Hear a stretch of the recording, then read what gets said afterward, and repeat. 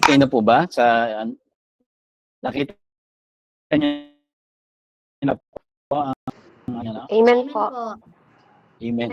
Sige po, tayo po ay manalangin sa gabing ito. Minsan pa, Panginoong Jesus, kami po ay lubos pong nagpapasalamat sa pagkakataon na makapag-aral po ng salita mo dahil wala pong ibang kaparaanan upang kami ay lumago, kundi maunawaan po namin yung doktrina ni Kristo, doctrine of Christ. So yan po ang amin pong nais na mas makita sa amin pong mga buhay, Panginoon. Kaya salamat po sa mga nagpapatuloy, nagnanais, at nandoon po yung desire na mas maunawaan ka ng lubos at makilala namin higit sa lahat yung kung sino kami sa iyo, Panginoon. Kaya salamat po, pinupuri ka namin, Panginoon, at pinasasalamatan sa gabi pong ito, O Diyos. Sa pangalan ni Jesus, Amen at Amen. So, praise God at purihin po ang Panginoon sa ating pong April series na po, The Believer's Identity. So, yun po yung ating pong series po, no? Nito pong April, last week, nag-usap po tayo about doon po sa ating last topic, no? Yung The Believers. Sino po nakakaalala? Ang last topic po natin. Believers Believers ano po? Nature. Yon, nature. Nawa po ay naging malinaw sa atin ngayon, no? Wala nang kalituhan yung ating pong spirit, soul, and body, no? Ang na-born again sa atin is yung spirit. Kaya yung soul ay kailangang ma-renew yung mind based doon sa na-receive natin o na spirit. At ang body naman po ay sumusunod lang dahil ang command center po is the mind. At part po yan ng ating soul. Kaya ngayong gabi, no, ito po ay pagpapatuloy doon sa ating pong pinag-aaralan at ang ating pong objectives, no. Una, may paliwanag po yung kahalagahan ng kaalaman sa buhay ng isang mananampalataya. No, yung kaalaman sa buhay ng isang mananampalataya. So, pangalawang bagay po is maipakita kung paano nakakaapekto ang kaalaman, yung knowledge, sa tamang paniniwala at pananalita. At, number 3, sa buhay ang kaalaman ng ating identidad kay Kristo, or identity in Christ sa pamamagitan po ng practical na aplikasyon sa pang-araw-araw na desisyon, kilos at pananalita. So the purpose natin po is upang maunawaan at may pamuhay ng mga mananampalataya ang kanilang tunay na identidad o identity at ang mga realidad kay Kristo na magiging pundasyon ng kanilang pananampalataya, pananalita at pagkilos araw-araw. So last week po, pinag-usapan po natin yun, yung the believer's nature, yung real you. Ang real you ay hindi yung nakikita natin sa salamin. Ang tunay pong tayo ay yung ipinanganak na muli, yung born in spirit. And that is the spirit. Ay yun yung sinasabing new creation. Ay hindi po yung sinasabing meron tayong bagong pagkatao, bagong nilalang. No? So yun po yun, yung totoong ikaw. At nandoon lahat ng mga spiritual blessings na nakapaloob po doon po sa ating spirit po na yon. So ngayon, para ito po ay ma-enjoy po natin, no? Una, kailangan nating ma-renew yung mind po natin. Kaya yun po ang ating pong kailangan gawin. Po, hindi na tayo kaawa-awa, hindi na tayo malayo sa Diyos, at kailanman hindi na malalayo sa Panginoon. Po, tayo po ay tinanggap na ng Panginoon. We are already saved, no, by grace, no, through faith. So lahat pong yan ay nakapaloob po doon in our spirit. No. So ngayon, ang pag-uusapan po natin is about the importance of knowledge. O yung ating pong topic is believers realities, no po. Para maunawaan po natin yon, una nating maintindihan the importance of knowledge. No, as believers, we often underestimate the power of knowing who we are in Christ. No, our identity in Christ is the foundation of our faith, and it has a profound impact on our lives. So, ang identity in Christ na po ay foundation po ito, no? Bilang mga mananampalataya ay mahalaga pong alam natin na kung sino tayo kay Kristo.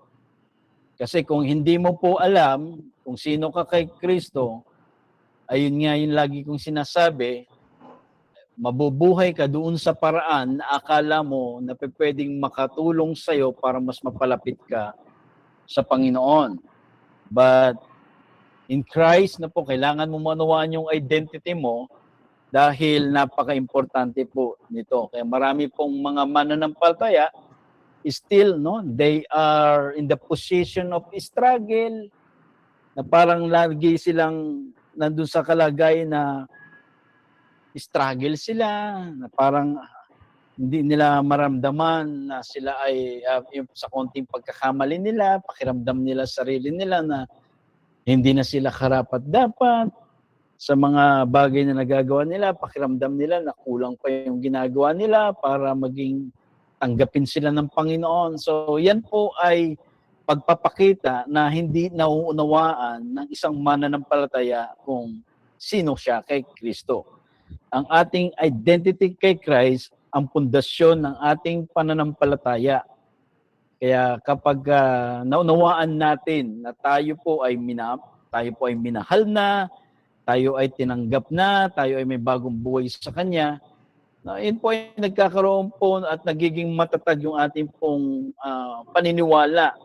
Nagkakaroon po nagiging tama yung ating pananalita sa Panginoon at nagiging tama yung ating kilos when it comes dun sa relationship natin sa Lord. So hindi tayo gumagawa na by earning, no? Ibig sabihin na kailangan yun na, lagi nating sinasabi, meron tayong patutunayan sa Panginoon para makatanggap tayo sa Panginoon. So pagka nasa ganung position po tayo, ay sigurado po na ang kanya pong kaunawaan, ang kanyang knowledge about kay Christ ay hindi niya nauunawaan.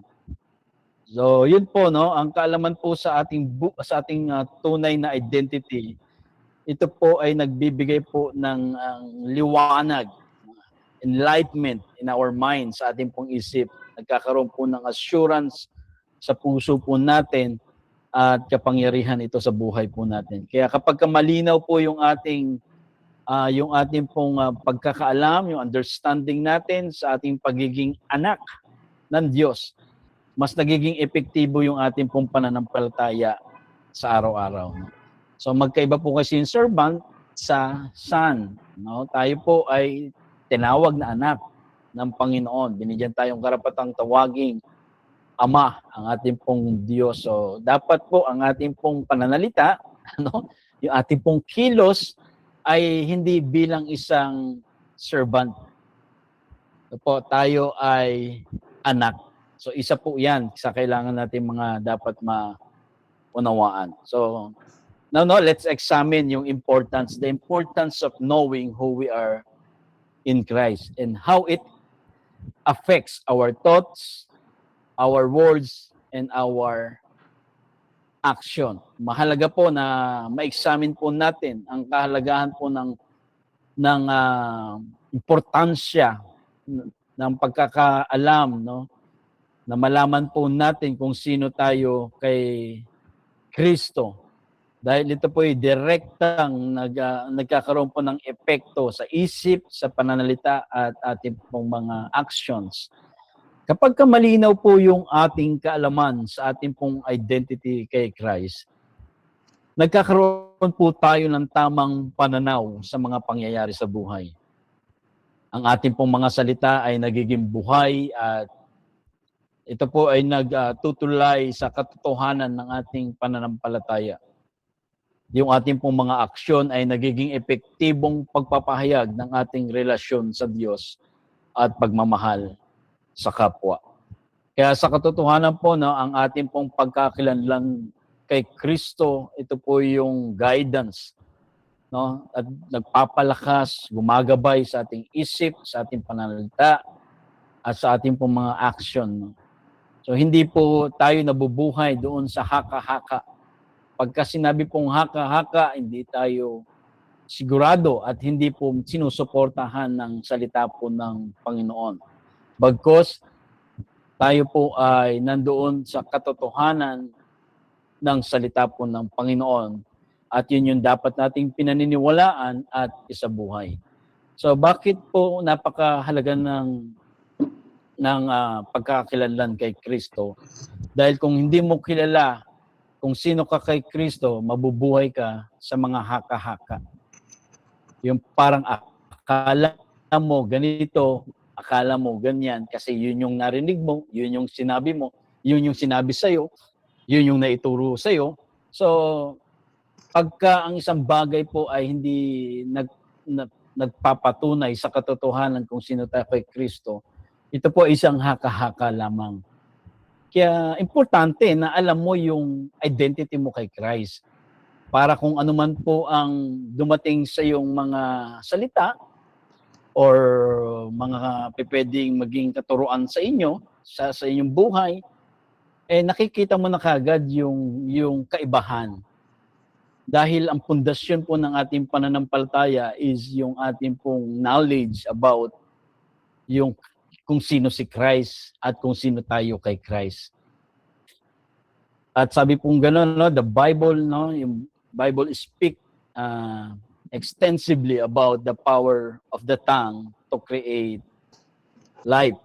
Na ang Biblia, malinaw po nagtuturo tungkol po sa kapangyarihan ng dila upang lumikha ng buhay o kamatayan sa ating pong paligid.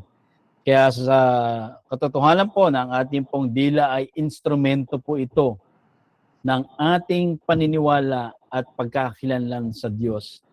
Kaya dapat natin itong gamitin ng mayroong pong pagkakaalam sa katotohanan. Dahil kung ano yung ating sinasabi, yun yung ating alam at yun po ay pwede mag-create ng life and death. At yun po ay mababasa po natin, no, sa Proverbs 18 verse 21. Kaya our words ay ito po ay nagre-reflect, no, what is in our heart, and they have the power to shape our world. No, yung ating pong mga salita, ito po ay nagre-reflect kung ano po yung nasa puso po natin. Kaya yung mga salita pong ito ay sumasalamin sa ating pong puso. Wala yung verse, no? Check ko lang. Ayun. Sabi nga ng Proverbs, ito nga 18 verse 21, death and life are in the power of the tongue, and they that love it shall eat the fruit thereof. No? Sa Tagalog, kamatayan at ang buhay ay nasa kapangyarihan ng dila, at nang ibig sa kanya ay magsisikain ng kanyang bunga. So our words now reflect what is in our heart, and they have the power to shape our world. Kaya kapag tayo po ay merong right information, ito po ay nagli-lead sa atin doon sa right believing. And right believing leads to right speaking and living. Ito pong sequence po na to it is crucial in understanding the importance of knowing who we are in Christ. So yung tamang information, nagli-lead po ito sa tamang paniniwala. Kapag wrong ang information na na-receive po ninyo, magre-resulta ito ng wrong belief. Na kapag tayo ay nakapakinig ng maling information, yun yung paniniwalaan natin. Magkakaroon tayo ng maling paniniwala. At yung maling paniniwala, nagli-leads naman po ito, ayun naman po yung nagiging sinasabi na natin, di ba? Yun na yung sinishare mo, yun na yung sinasabi mo sa buhay mo, and yun na yung nagiging buhay mo at the same time. Kaya yung sequence mo na yan, it is a crucial in understanding the importance of knowing kung sino tayo kay Christ. Sa konteksto na ito po ng ating pong mga salita ay sumasalamin sa ating pong puso. Ang puso po dito, hindi lamang ito yung puso, yung damdamin, yung emosyon, but sa original pong wika, ito po yung tinatawag na leb, yung L-E-B, leb, sa Hebrew word. Ito po ay tumutukoy doon sa sentro po ng pag-iisip at damdamin. Nandiyan yung pagpapasya. Sa Bible po, madalas po yung heart and mind ay magkasing kahulugan. Nang ibig sabihin po, ang puso ng tao ay sentro ng isip at din po ay sentro ng damdamin. Kaya lahat ng paniniwala, lahat ng ating paniniwala, lahat ng ating salita at kilos ay lumalabas po mula po doon sa ating pong mga bibig. Kaya sa pananaw po na to, sa pananaw po na ang ating pong words, that it is reflects what is in our heart. Kaya kapag wrong yung information na na-receive mo, nagre-reflect po yun sa puso mo. Ito yun yung paniniwalaan mo, yun na rin yung nagiging buhay mo. Kaya kailangan maunawaan po natin yung katotohanan po. At ang katotohanan ay walang iba, si Kristo lamang. Hindi po doktrina, hindi yung ministry, hindi po yung church, hindi yung organization. Sino po ang katotohanan? The only truth, walang iba kundi si Jesus. Sa bawat bang mga maririnig po natin, kapag kasi hindi po nare-reveal kung sino si Jesus doon po sa mga pinag-uusapan, yan po ay nagkakaroon tayo ng wrong belief, kaya nagkakaroon ng maling pamumuhay. Kaya maraming Kristiyano ngayon, yes, they are truly in love with God. Mahal na mahal nila ang Diyos. And willing talaga silang ibigay ang lahat po sa Panginoon. Pero nakakalungkot po, nasa posisyon yung iba sa kalagayan na hindi nila lubos na kilala yung kanilang identity kay Christ. Kaya kapag meron pong narinig, ay madali pong masway, madaling madala. Maganda sa pandinig, madaling mahatak. Mukhang maganda at totoo, madali po tayong mapaniwala. Lagi po nating hanapin ang katotohanan kay Christ.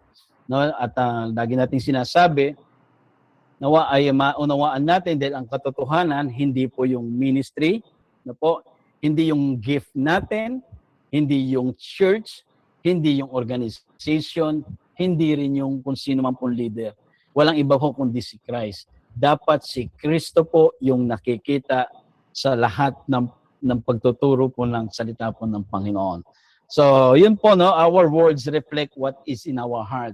Yung ating sinasabi, direkta po itong produkto ng ating pong puso. Kung ang ating puso po ay puno ng tama at nagkaroon po ng banal na paniniwala, ang ating mga salita po ay magiging mabuti at makabuluhan. So, yan po ay napaka-importante. Kapag tama po, ang puso natin, puno po ng tama, of course, ang ipoproduce po niyan ay tama. So, yun po, kailangan natin maunawaan kung sino tayo sa Panginoon. Kung kulang ang kaalaman o mali ang paniniwala, magiging mali o mapanira rin ang ating pong mga salita. Kaya right information, nagre-result ng right believing, and right believing, nagre-result po ito ng right speaking and right living. Ang tamang kaalaman tungkol sa ating identity kay Kristo, sa katotohanan kung sino ang Diyos, doon po nag-uumpisa ang lahat. Kaya kapag ikaw alam mo that you are secured, dahil yun ang sinabi ng Panginoon, and that is our realities in Christ, you are secured na yung kaligtasan mo po ay wala na tayong kayang idagdag at hindi rin natin kayang bawasan.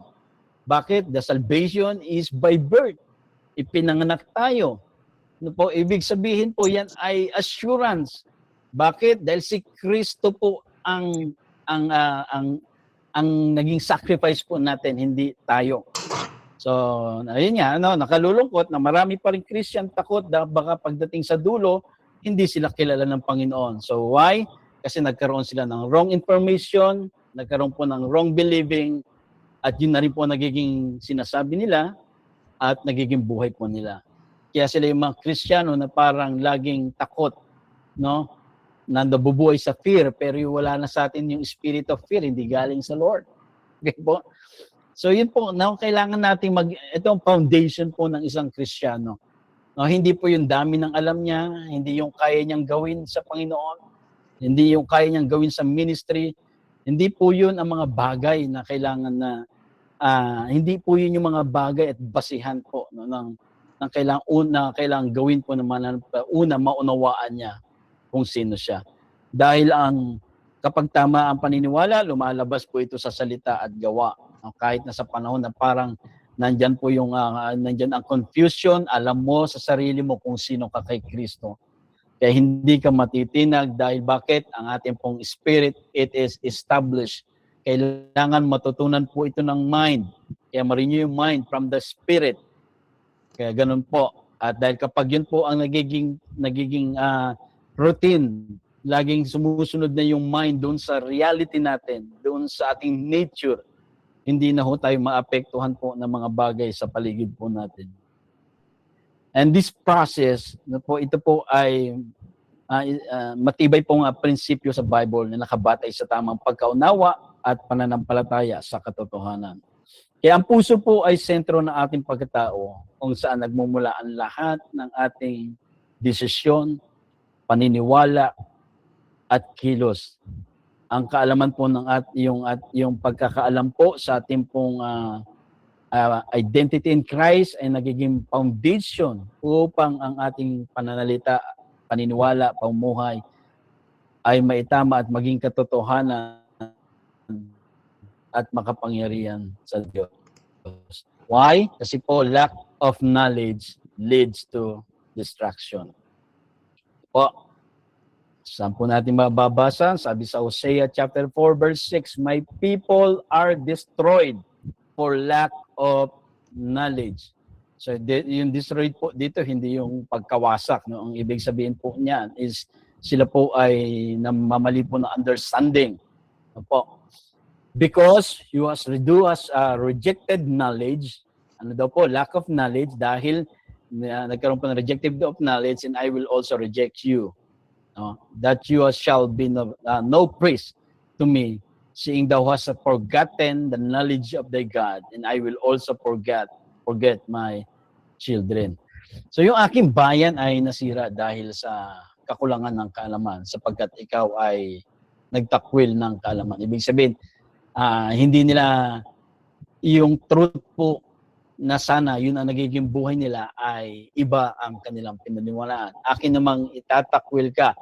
Mga kapatid, tandaan nyo po, this is an old account, no? Old Testament account, Old Covenant account.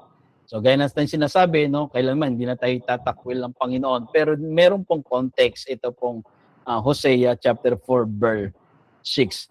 Na pag sinabi pong kaalaman, ay ito po yung tinatawag pong knowledge. Yun yung binabanggit po natin po.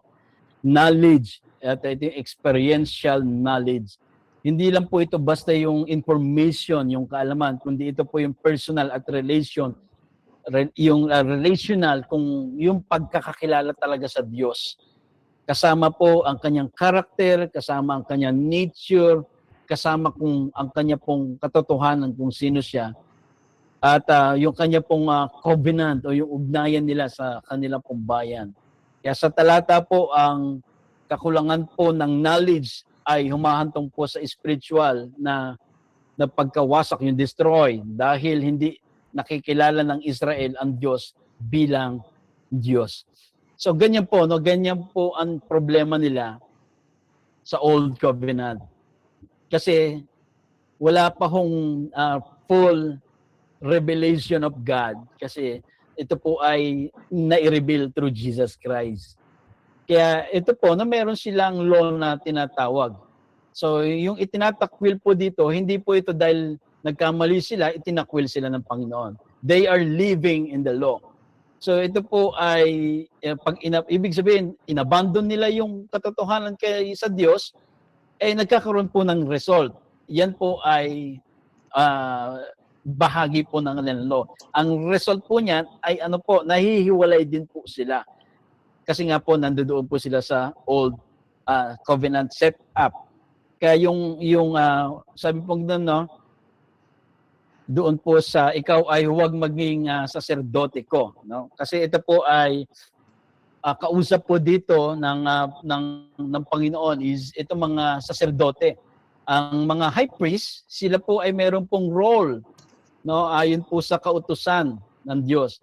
And some of them ay hindi nila sinusunod 'yon. Yung law na 'yon.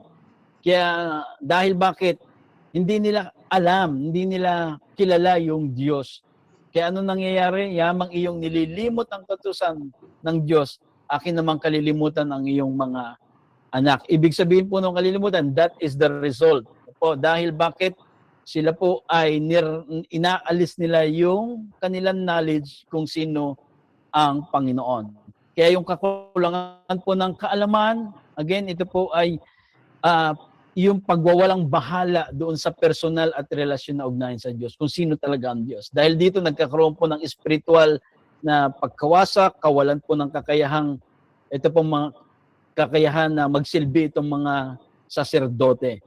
At ang paglimot o ang pagtangi yung sa kaalaman ay nagdudulot po ng pagkawala ng tipan sa mga sumusunod pong henerasyon. And that's the system nila before. Kaya ito po ay babala sa Israel, no, sa time po nila. Ang hindi pag-alam at pagtanggap sa Diyos at kanyang utos ay nagdudulot po ng pagkahiwalay sa kanyang biyaya at kawalang kapangyarihan ng spiritual na buhay. Na po, buhay kasi without knowledge, we cannot believe correctly.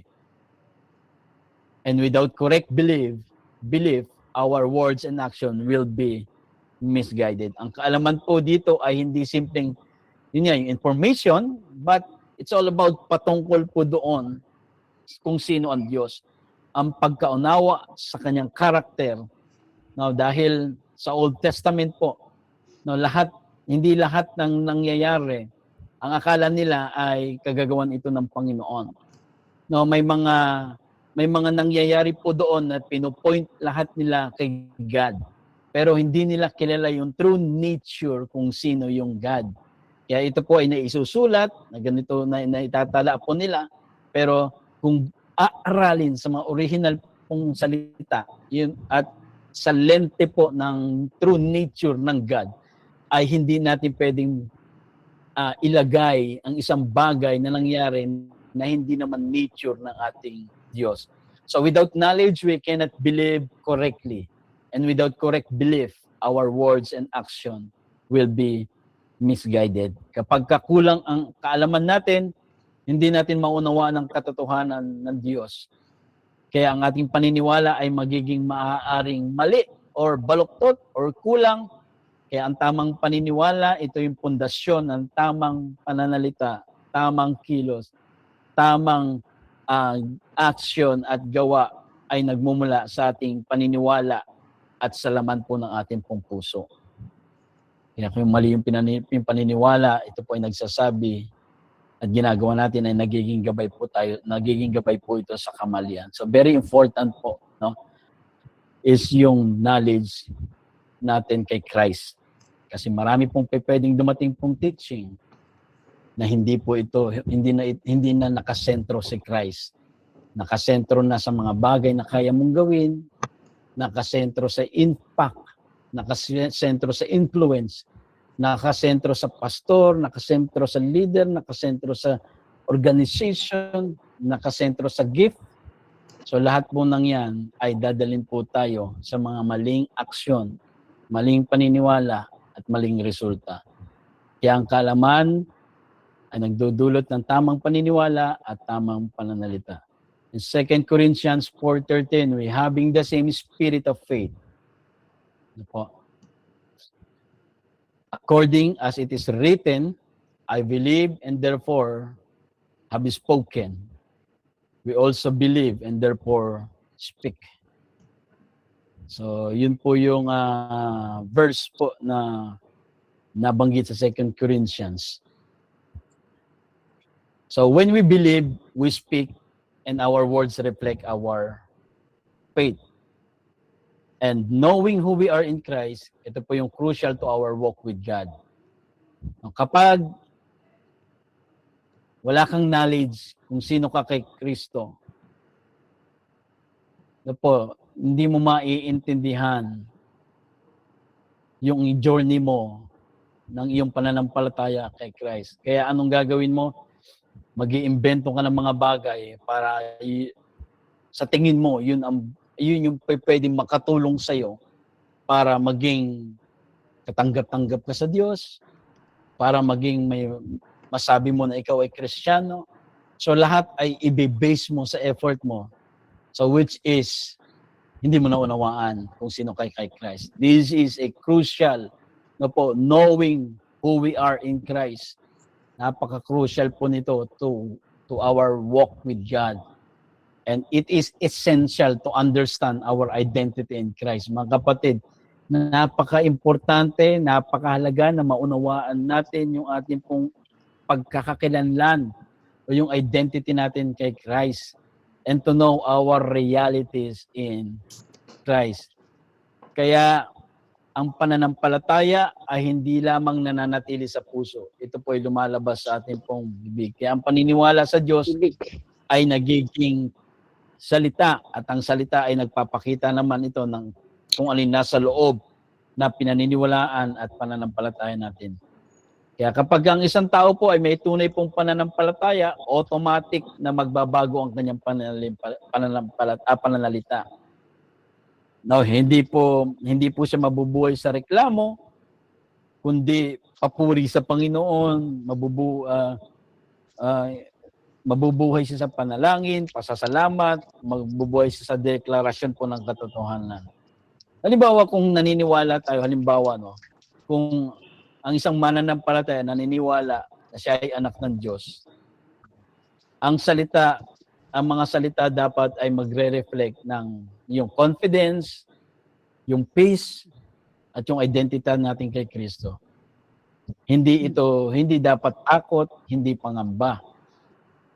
So, ganun po ang dapat. Kung naniniwala ang isang mananampalataya na siya ay anak ng Panginoon, dapat yun yung kanyang lumalakad siya at nagsasalita siya na mayroon pong confidence, may kapayapaan, at yung kanyang identity kay Christ ay hindi po fear, kundi pangamba. Dahil wala pong fear kapag pinag-uusapan natin ang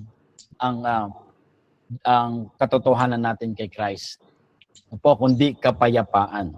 So knowing who we are in Christ, it is crucial to our walk with God.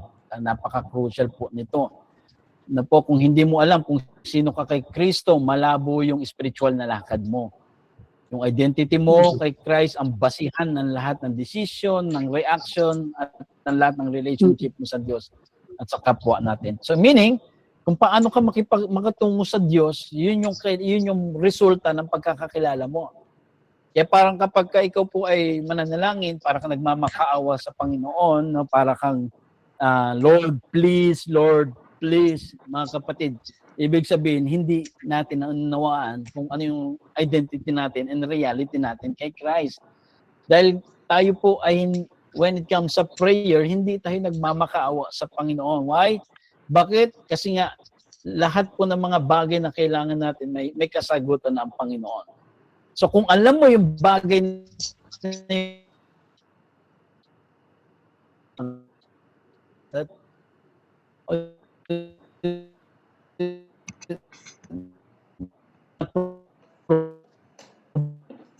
provided na ng Panginoon ng lahat.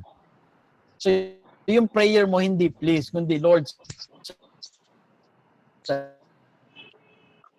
salamat.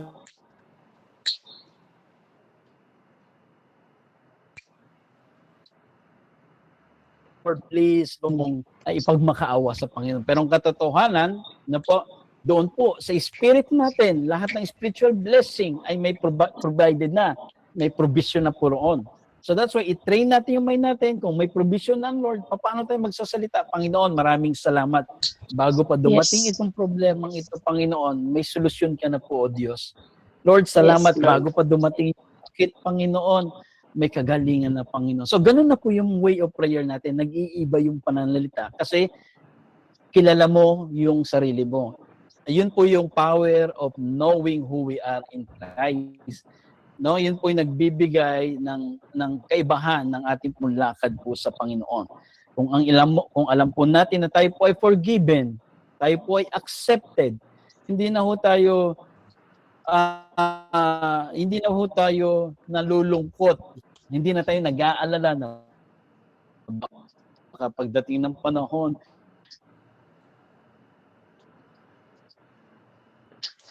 namatay iba ako age, no? Kaya ano po nangyayari?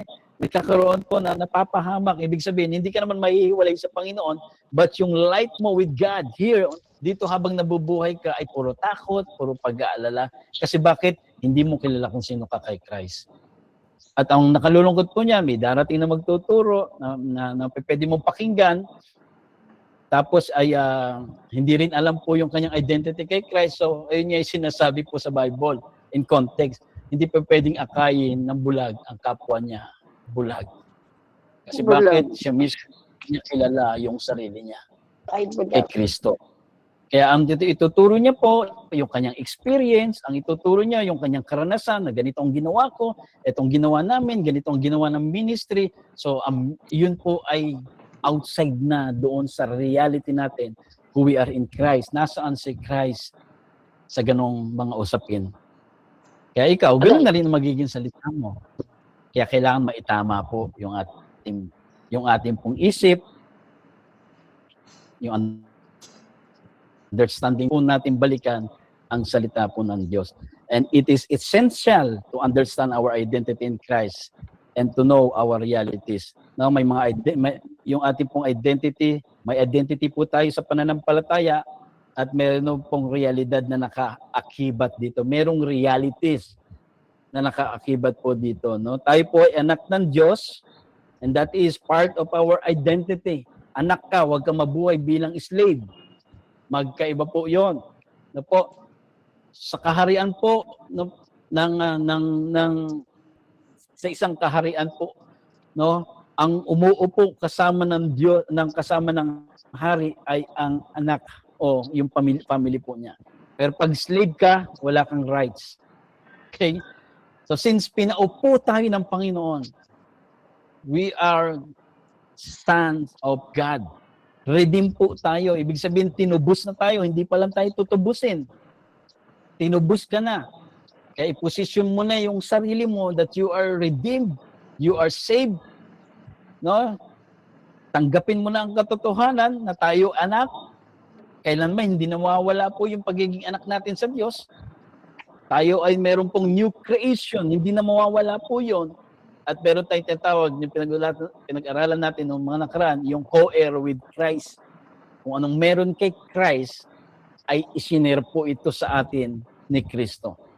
So yung realities in Christ, this is the practical benefits ng identity natin. So yung meron po tayong access to God. Ibig sabihin, meron tayong access sa ating Diyos.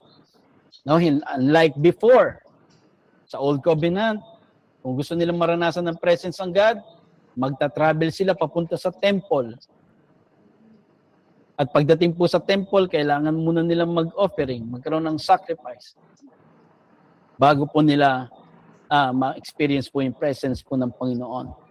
But in our realities in Christ right now, etong ginagawa po natin, kasama po natin ang presensya ng Panginoon. Amen? So, yun po ang isang bagay. No po, hindi na po nakakahon ang presensya ng Diyos. No, kahit saan tayo, bakit? Inilagay na po sa atin. So, again, no, tayo, kung nasa atin ang presence ng God, nandito yung authority natin to overcome yung sin, nandito yung favor, and again na po, kung tayo po yung mananalangin, wag na po kayong, Lord, bigyan nyo kami ng wisdom. So hindi na po yun ang prayer natin. Kasi bakit? Yung wisdom po ay nakatahan na sa atin. So we need to know, we need to understand. No? Ito po ay bahagi ng ating realities in Christ. Kaya ang prayer natin, Lord, salamat sa wisdom na meron ako para sa sitwasyon kong ito. So naiiba po yung ating pong pakikipag-usap sa Panginoon. So nasa atin ang favor ng Lord, nasa atin ang provision ng Panginoon. Noon, so hindi po sapat na alam mo lang na anak ka ng Diyos. No? Natatapos kasi minsan doon lang, anak ako ng Diyos. Pero kailangan mo ma-experience, ma-declare ang katotohanan ng iyong pagiging anak. Yes. Yun po ang kailangan nating malaman. Alam mo ang salita ng Diyos that you are blessed, you are accepted, you are empowered. Pero kapag alam mo to, yung words mo dapat, yung pananalita mo, yung action mo, decision mo ay magiging align sa katotohanan that you are blessed, you are accepted, and you are empowered. Pag sinabing you are blessed, Lord, bakit ang hirap naman ng kalagayan namin? Salungat na kaagad. Kasi nga, hindi mo alam yung reality mo kay Christ. Kaya hindi lang tayo sinave, meron po tayong realities na po ang mga mananampalataya. So, ibig sabihin, that you are blessed. So, kahit na yung paligid mo, yung sitwasyon mo, parang salungat dun sa katotohanan na hindi ka blessed, wag mong paniniwalaan yon. Lord, salamat dahil kung ito man nakikita ko ngayon, ay hindi ito yung reality ko. That in Christ, I am blessed. So, doon po natitrain yung mind, doon nare-renew yung mind. At dahil nare-renew yung mind po, hindi ka nag-aalala, hindi ka natatakot, hindi ka nangangamba. Bakit? Dahil alam mo that you are blessed in Christ. You are accepted na kailanman hindi ka naiiwan ng Panginoon, and you are empowered. Kaya yun yung bagay na meron po tayo kay Christ. And the most important thing after the salvation is the knowledge of believers' realities. Yan po yung kasunod na po after ng salvation is the knowledge of believers' realities. No, salvation po is just the beginning. Kapag ikaw ay saved, hindi po doon natatapos ang journey natin bilang mananampalataya. Meron tayong tinatawag na believers' realities. Yung buong katotohanan ng iyong pagkakakilanlan sa Diyos o yung identity mo sa Diyos at ano yung benepisyo ng iyong pagiging anak kay Kristo. Again, ulitin ko kanina, kung halimbawa ikaw ay forgiven, accepted, new creation, seated in heavenly places, meron kang authority over sin and the enemy, ito po ay kaalaman ng realities in Christ ang magbibigay sa iyo ng empowerment, ng confidence at freedom sa buhay spiritual. Diba? Kung alam mo accepted ka ng Panginoon, ano man mangyari, panatag ka. Dahil alam mo yung katotohanan. Kung wala ito, kung wala po ito, maraming believer na naglalakad na parang walang guide. Laging takot, laging nanguhula, laging nagkukulang sa pananampalataya, yun ang pakiramdam niya, na kahit na siya ay saved na. So, ganun po ang mangyari. Kaya key point po dyan is knowledge empowers faith to operate. Alam mo ang katotohanan, i-declare mo yon para ma-experience mo yung bagay na yung katotohanan na yun. Ibig sabihin, tinuturuan mo yung sarili mo, na pinaalalahanan mo yung sarili mo na ito na ang kalagayan ko kay Kristo at yun yung maging buhay mo. And God's ultimate will be for men to be saved and to come to the knowledge of the truth. So God's heart is not only for salvation. No? Ang ultimate will po ng Panginoon is to save yung tao. Pero hindi po natatapos po doon. No? Hindi po nahihinto po doon. Meron pong kasunod. Ultimate will for man is to be saved and to come to the knowledge of truth. Dito po kasi yung knowledge of truth, yung believers' realities, dito po tayo nagkakaroon ng tinatawag na spiritual growth, yung pagkakaalam mo kay Kristo. So yung salvation po ay pintuan, doorway, para maranasan po natin yung knowledge of truth. Ma-experience natin yung full of experience natin yung kay Christ at lumakad po tayo doon sa realities natin kay Kristo. Ito po yung ultimate purpose ng Diyos sa bawat tao. Hindi lang basta mailigtas po tayo, kundi maunawaan natin, maranasan natin ang buong katotohanan ng kanyang grace, ng kanyang love, ng kanyang authority sa ating pong buhay. Kaya, yun po yung bagay na kailangan nating maintindihan. Kaya salvation is the start, hindi po ito finish. The key to a victorious Christian life is knowing your realities in Christ. Para ma-enjoy mo yung katagumpayan sa iyong buhay Kristiyano, maintindihan mo yung realities mo in Christ. So God's ultimate will, salvation, and next is the revelation. Ito yung believers fully walking in truth. Knowledge plus faith. Nangangahulugan po ito ng empowered life in Christ. Si Paul po, no, ay highlights niya, this is the vital fact. No? Paul highlights this vital fact. Ano po iyon? Sabi niya sa Timothy chapter 2 verse 4, who will have all men to be saved and to come unto the knowledge of truth. Na siyang may ibig na ang lahat, na ang tao ay mga ligtas. Sabi po diyan, nais po ng God na lahat ay maligtas. At makaalam and to come unto knowledge of the truth. Mga kaalam ng katotohanan. Sabi po sa 1 Timothy chapter 2 verse 4. No, napaka-importante po no, na after mong tanggapin ng Panginoon. Dito po nagkaroon ng maling direksyon ng ibang mga mananampalataya na nabubuhay sa takot. Bakit? Kasi naligtas sila pero hindi nila nalaman yung kasunod, yung knowledge of truth.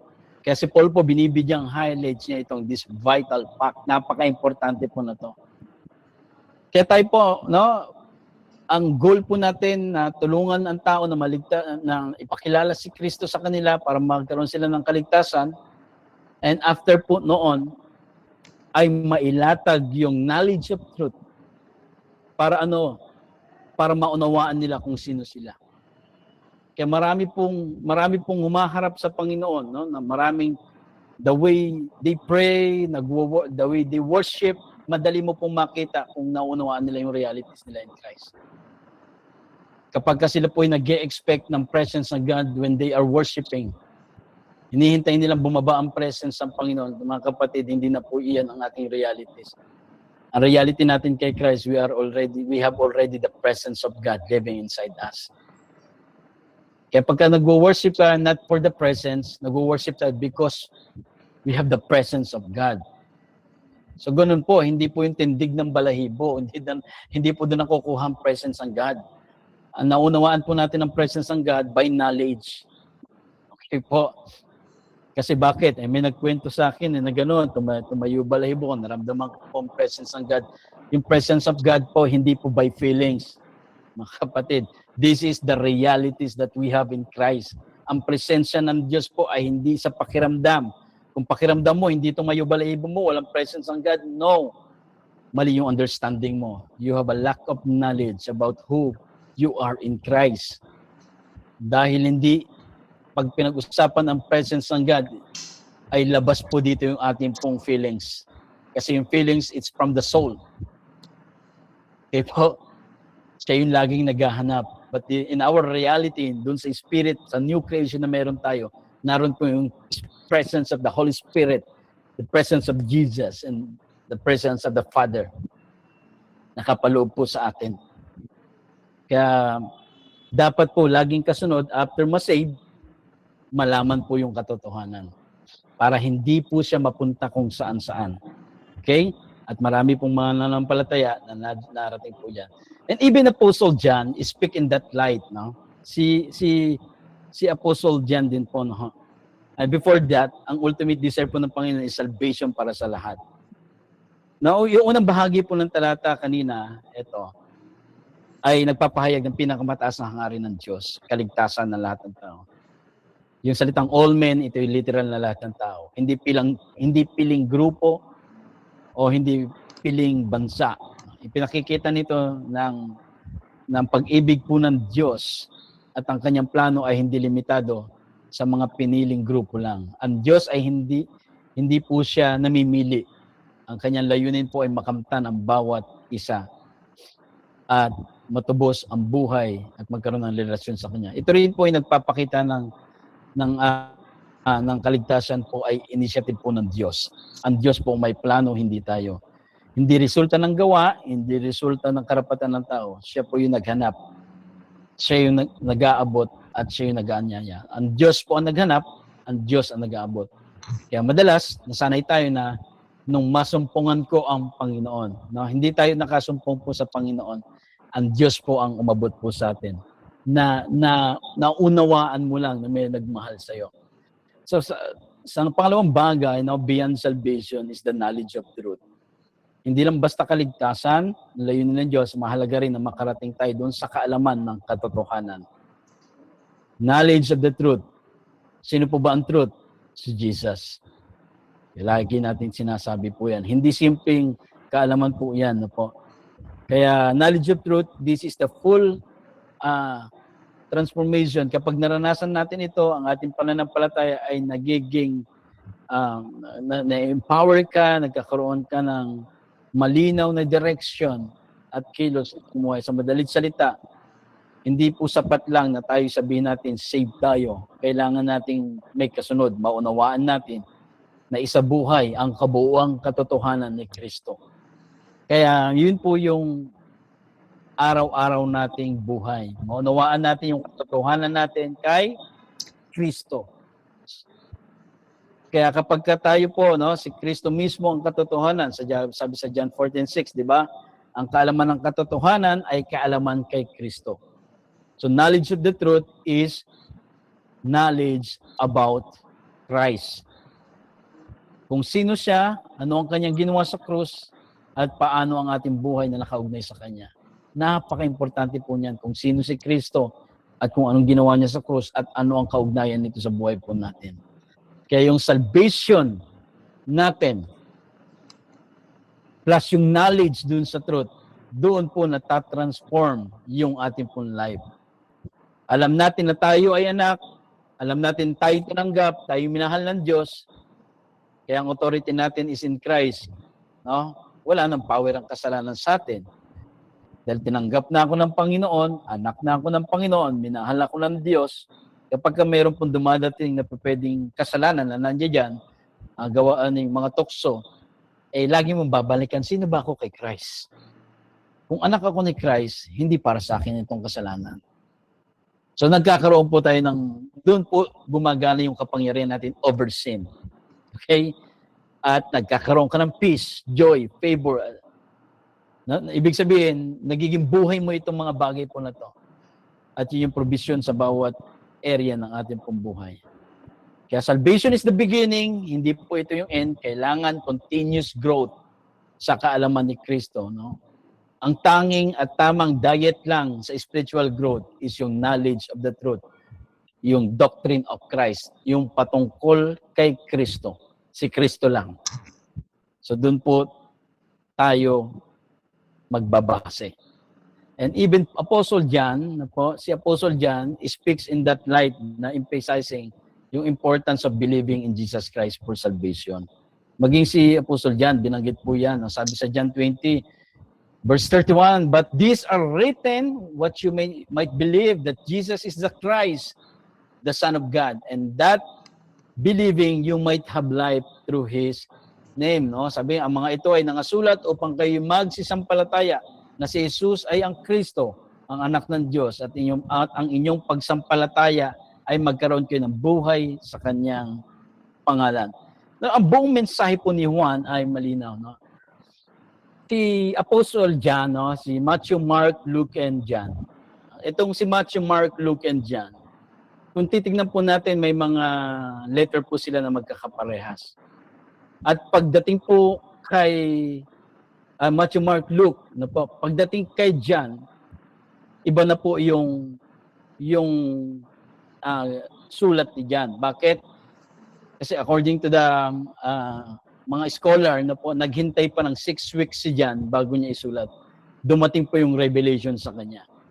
Kaya yung mga letter po ni John is by revelation. Kaya sabi niya sa John 1:1, di ba? In the beginning, naroon na ang salita. At ang salita ay Diyos at nagkatawang tao ang salita. Di ba? Yun po yung binabanggit niya. No? Kino-quote niya po yung doon sa may Genesis.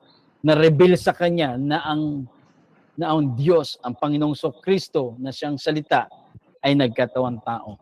So, ganun po, no? Kaya message po ni John ay malinaw, no? Na ang pananampalataya kay Kristo ang susi sa tunay na buhay. Hindi po isinulat ang yung aklat ni Juan upang magbigay lang ng kaalaman, kundi upang dalhin ang tao dun sa paniniwala na si Jesus ang Kristo, ang anak ng Diyos. Sapagkat sa sandaling ang isang tao ay manampalataya, nagkakaroon siya ng access sa buhay na mula sa Diyos. Hindi lamang sa hinaharap, kundi bilang isang kasalukuyang realidad. Kaya ang pananampalataya pong ito isang personal na pagtitiwala kay Kristo. Nagbubukas po ng pinto sa kanyang kapangyarihan, sa identity at pangako ng Diyos.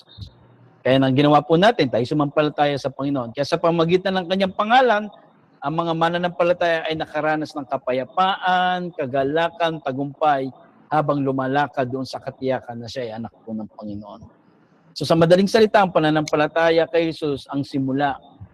Ngunit ang pangunawa at pagyakap doon sa buhay na meron tayo, yung knowledge of truth, yung ating realities in Christ, ay magdadala sa atin ng isang buhay na tunay, malaya at transform. At sinundan po ni John ng verse 1. Then he goes on to underscore the importance of knowing that we have eternal life, which is the knowledge of our realities in Christ. No, John verse 5 verse 3, no, isinulat ko ang mga bagay nito sa inyo na sumampalataya sa pangalan ng anak ng Diyos upang inyong malaman na kayo ay may buhay na walang hanggan at upang kayo ay sumampalataya sa pangalan ng Ama, ng anak ng Diyos. Sabi, that you may know that you have eternal life. Yun po yung binanggit. Pagkatapos po, binigyan din ni Apostle John ng isang napakahalagang katotohanan, yung kahalagahan po ng pagkaalam, ng knowledge, na tayo po ay may buhay na walang hanggan. Hindi lamang sapat na tayo po ay sumampalataya, idiniin, ang diin ng kanyang sulat ay makarating tayo doon sa katiyakan ng kaalaman ng kung ano ang mayroon tayo kay Kristo. Kaya sinabi niya yon sa John 5 verse 13, sinulat niya yung mga bagay na ito sa inyo na sumasampalataya sa pangalan ng anak ng Diyos upang inyong malaman na kayo ay may buhay na walang hanggan. Sa pananaw pong ito na ang pag-alam, yung knowledge po, ay hindi simpleng theory. Ito po ay isang malalim o personal experiential na kaalaman. Isang katiyakan na kaugat doon sa ginawa po ni Kristo. Hindi sa nararamdaman, hindi sa performance ng tao. Ibig sabihin yung buhay na walang hanggan. Kaya makikita po natin ang sinabi ni John ay hindi para lumikha tayo ng duda, kundi para alisin yung mga confusion. Ang layunin niya ay ang bawat believer ay lumakad ng may confidence and assurance dahil alam na ang kanilang buhay ay nakasecure kay Kristo. So yun po yung sinasabi natin, no? Kung ang mananampalataya ay lumalakad na parang takot, ay hindi niya naunawaan yung kanyang realities in Christ. Kaya yung buhay po na walang hanggan ay hindi lamang haba ng buhay, kundi uri ng buhay. No? Yun po yung buhay na walang hanggan, hindi yung panghabang buhay na kasama natin ng Panginoon. Hindi lang po yun, kundi yung uri ng buhay natin, yung mismong buhay ng Diyos na ipinagkaloob sa atin sa pamagitan ni Jesus. Kaya yung pagkaalam po ay tumutukoy sa kaalaman ng ating realidad natin sa Panginoon. Sa madalit salita, ang punto ni Juan ay pananampalataya sa pangalan ng anak ng Diyos na nagdadala ng buhay. Ngunit, ang kaalaman na mayroon nito ang magpapalakad naman sa iyo ng may kapangyarihan, katiyakan, tagumpay. Hindi ka naghahanap pa ng buhay. Ikaw na mismo ay nabubuhay mula sa katotohanan ng meron po tayo. Amen. And even the apostle prayer, ayun po ang prayer po ng mga apostol, no?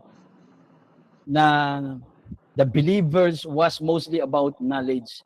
Maintindihan po nila, sabi, pagkaloob sa inyo ng Diyos ang ating Panginoon Kristo, ng Ama, ng Kaluwalhatian, ang Espiritu ng karunungan at ng pahayag sa pagkakilala sa Kanya. No, may pagkaloob sa inyo Espiritu ng karunungan at ng pahayag sa pagkakilala sa Kanya. Yamang naliwanagan na ang mata ninyo, ang inyong mga puso upang malaman ninyo kung ano ang pag-asa ng Kanyang pagtawag, kung ano ang kayamanan ng kaluwalhatian ng Kanyang pamana sa banal. No po? Sabi ganon, know what is the hope of His calling and what the riches of the glory of His inheritance in the saints. No, meron po siyang pamana na para sa mga saints. Tayo po ay saints na. Okay? Mga banal po tayo. Huwag mo lang tignan yung sarili mo na sinner ka. You are already saints. Bakit? Kasi yung new creation, yung new spirit, and that is the saint, at yun yung tunay na ikaw. And Philippians, sabi pong ganun sa Philippians, at ito'y dinadalangin ko rin na ang inyong pag-ibig ay lalo't pang sumagana nawa ang kaalaman at sa lahat ng pagkakilala upang inyong kilalanin ang mga bagay na manggagaling. Mga bagay na magagaling upang kayo'y maging mga tapat at walang kapintasan hanggang sa kaarawan ni Kristo. So, yan po yung mga pagpapakita ng mga panalangin ni even ng Apostol Pablo ay mabuksan tayo doon sa knowledge po natin. And this is the faith declaration po natin. Po. Sabay-sabay po nating tanggapin itong deklarasyon pong ito. At pwede nyo pong sundan, basahin sa inyo pong mga screen. At sabay-sabay po nating basahin. 1, 2, 3, go. Abba, Father, thank you so much for my new realities in Christ. I am in Christ. My realities are in Him. I am who God says I am. I have what He says. By His grace, I can do all things through Christ who strengthens me. Amen. And Jesus reigns. Tayo po'y manalangin, Panginoon. Salamat sa gabing ito. Nawa ay lumakad kami doon sa katotohanan kung sino kami sa inyo at maging buhay namin ito, Lord God. Kaya pinupuri ka namin, Panginoon, sa kaalaman pong ito at magtuloy-tuloy po ito, Lord God, na mabuksan kami. After ng salvation, there's next. Ang next po, Panginoon, is malaman namin yung aming realities in Christ, the believer's realities. Salamat po sa pangalan ni Jesus. Amen. So, purihin po ang Panginoon. Salamat po sa inyong pakikinig at nawa tayo ay natuto at pagpala.